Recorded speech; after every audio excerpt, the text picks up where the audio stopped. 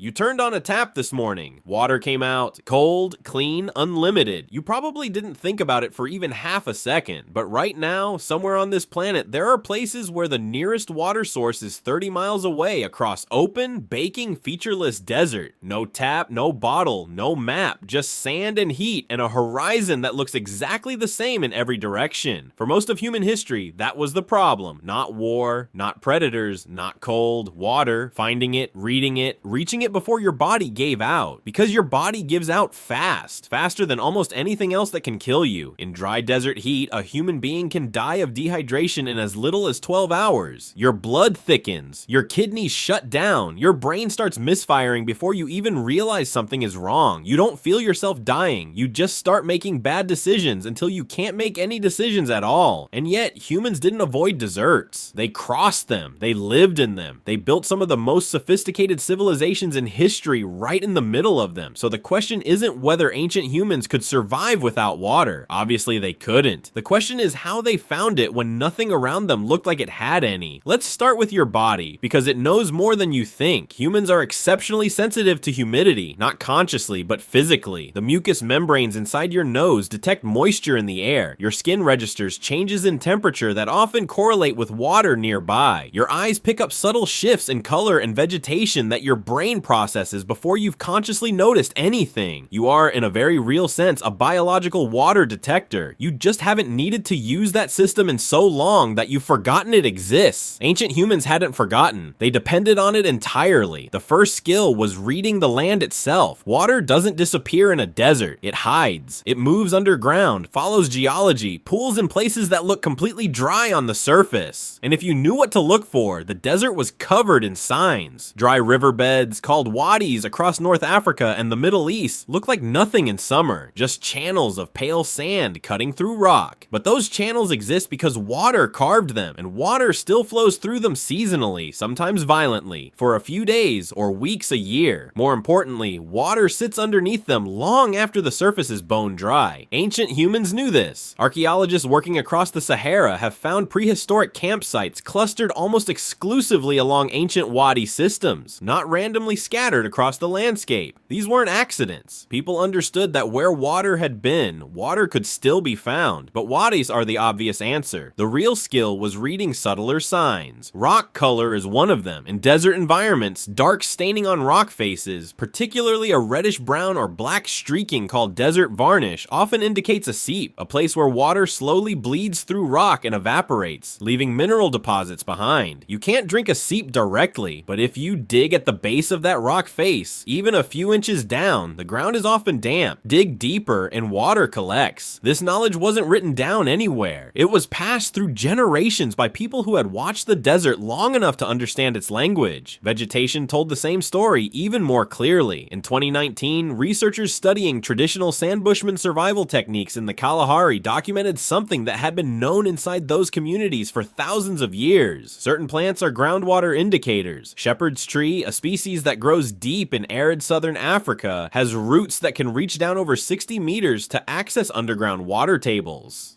Where you find a shepherd's tree, water is below you, not on the surface, not visible, but there. The sand knew this. They used it, and they almost certainly weren't the first. Across the Sahara, the Arabian Peninsula, and the Australian outback, indigenous communities developed parallel systems for reading plant life as a map to hidden water. Fig trees near rock outcroppings, certain grasses that only grow where subsurface moisture exists, reeds and sedges appearing in what looks like flat, dead ground, but is actually the surface above a shallow water table. Animals were even more reliable, because animals need water too, and they're better at finding it than you are. Birds are the clearest signal. Sandgrouse in particular, a species found across African and Asian deserts, flies to water every single morning at dawn, in straight lines. If you watched long enough to identify that flight pattern, you could follow it directly to a source. Pigeons do the same. Bees won't stray more than about 5 miles from water. If you find bees in a desert, water is within 5 miles of where you're standing. understanding. Herbivores like antelope and wildebeest move toward water at predictable times. Their tracks in dry ground converge. Follow converging tracks long enough and you find what they were heading toward. But reading the landscape only gets you so far. Sometimes there was no wadi, no shepherd's tree, no bird flight to follow. Sometimes the desert just looked like desert in every direction. And that's when ancient humans did something that still impresses researchers today. They made water appear. The Nabateans were a civilization that controlled trade routes across the Negev Desert and northern Arabia from roughly 400 BCE to 100 CE. They built an empire in one of the driest places on Earth, not despite the lack of water, but by engineering around it. Archaeologists excavating Nabatean sites have found an extraordinarily sophisticated water harvesting system. Channels carved into hillsides that directed even light rainfall runoff toward underground cisterns. Some of those cisterns held tens of thousands of liters. The channels were designed to collect rain that fell across a huge surface area and funnel every drop into storage. A rainfall that would have barely dampened the ground got concentrated and preserved. The Nabateans weren't the only ones. Ancient Yemeni civilizations built the Marib Dam, one of the engineering wonders of the ancient world, entirely to capture and redirect what little rainfall came. The Berber people of North Africa used a system called Fogara, underground channels that tapped into distant water tables and carried water by gravity across miles of desert to settlements. No pumps, no electricity, just an understanding of elevation and geology, precise enough to move water across landscapes that look completely waterless. But those are civilizations with time and labor and engineering knowledge. What about a single person, alone, with nothing? Here's where it gets uncomfortable, because the answer involves doing things that feel wrong. The Tsama melon grows wild across the Kalahari Desert. It looks unappetizing, it's bitter, it's small, and it doesn't taste like much, but it is roughly 90% water. The Sand people ate it not for calories, but for hydration, specifically during dry seasons when surface water disappeared. They knew which ones to pick, where they grew, how to find them by reading subtle changes in the soil. Certain tubers and roots store water the same way. The bi bulb, another Kalahari plant, holds enough liquid that a person can squeeze it directly into their mouth. These weren't discoveries made once and written down. They were knowledge systems built over thousands of years of living in a specific environment and paying attention to everything in it. And then there's the method that sounds impossible until you actually think about the physics. Collecting dew. Desert nights are cold, often dramatically colder than the day because there's no humidity to hold the heat in. That temperature drop causes moisture in the air to condense on any cool surface. Rocks, vegetation, animal hides, fabric. Ancient desert peoples knew that certain rocks with large flat surfaces collected enough condensation overnight to be worth licking in the morning. Some groups placed animal skins or woven grasses outside at night and wrung them out at dawn. It sounds minimal, but in survival terms, minimal is the difference between alive and not. The Australian Aboriginal people developed what researchers now consider one of the most complete desert water knowledge systems ever documented. They knew the location of every permanent water source across territories covering hundreds of square miles. They encoded that knowledge into song lines, navigational and cultural paths across the landscape that contained embedded information about where water was, when it would be there, and what signs to look for along the way. That knowledge was memorized, performed, and transmitted through song across generations. It wasn't just cultural practice, it was survival infrastructure, encoded in music, because music could be remembered precisely when written language didn't exist. So here's what that all adds up to.